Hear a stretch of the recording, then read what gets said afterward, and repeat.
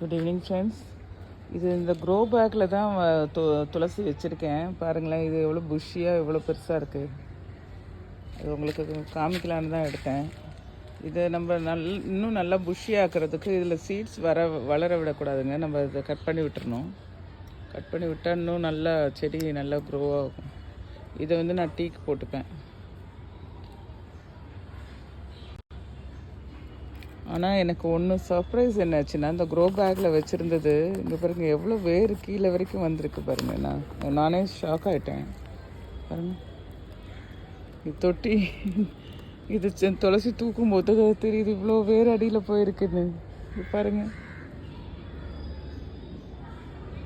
இது வேறு தொட்டிக்கு மாற்றணும் நான்.